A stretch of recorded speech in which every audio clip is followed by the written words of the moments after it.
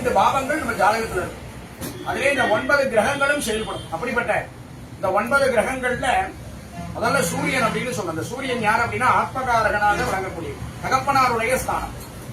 இரண்டாவது சந்திரன், தாயாருடைய ஸ்தானம், மனோகாரகன், மனம் சம்பந்தமான மதி அப்படின்னு சொல்றோம். மதினா சந்திரன். அடுத்தபடியாக செவ்வாய், அங்காரகன் அப்படின்னு சொல்றோம், பூமிகாரகன், சகோதரன், சகோதரனுடைய ஸ்தானம். அடுத்தபடியாக புதன், தாய்மாமனுடைய ஸ்தானம், ஞானகாரகன் அப்படின்னு சொல்றோம். அடுத்தபடியாக குரு பகவான், குரு பார்த்தால் கோடி நன்மை. பிரகஸ்பதி அப்படின்னு சொல்லக்கூடிய தொழிலுக்கும் அதிபதி அவர்தான். புத்திர பௌத்திர ஸ்தானத்திற்கும் அதிபதி யாருன்னா குரு பகவான். அப்ப குரு பார்த்தார் அப்படின்னா எந்தவித தோஷமா இருந்தாலும் விடாது.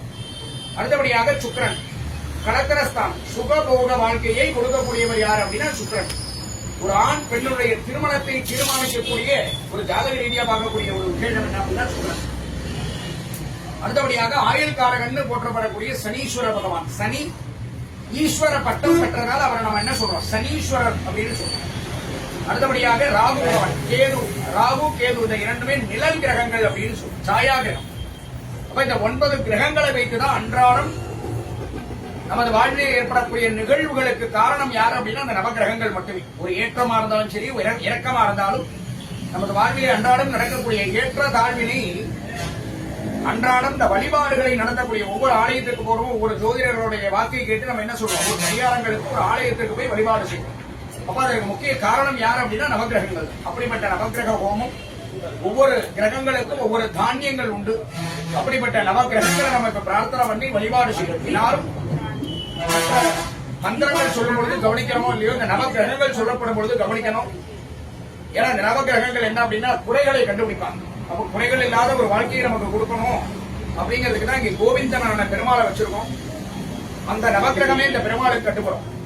அப்ப அந்த பெருமாள் இருக்கக்கூடிய இடத்துல என்ன செய்வாங்க, நவகிரகங்கள் கட்டுப்படும். அப்படிப்பட்ட நவகிரகங்களுடைய தோஷங்கள் நம் வாழ்விலே ஏற்றங்கள் பெற்ற நவகிரக தோஷங்கள் நம் ஜாதக ரீதியாக நவகிரகங்களால் ஏற்படக்கூடிய இடர்பாடுகள் இடையூறுகள் எதிர்ந்தாலும் உலகி வாழ்விலே சகலவிதமான சௌபாகியங்களை பெற்றிட மகாலட்சுமியினுடைய திருவருளும் எம்பெருமான் வெங்கடேச பெருமானுடைய திருவருளையும் பெற்று வாழ்விலே சகல செல்வங்களையும் பெற வேண்டுமாய் நவகிரக தோஷங்கள் விலக இப்பொழுது நவகிரக ஹோமம்.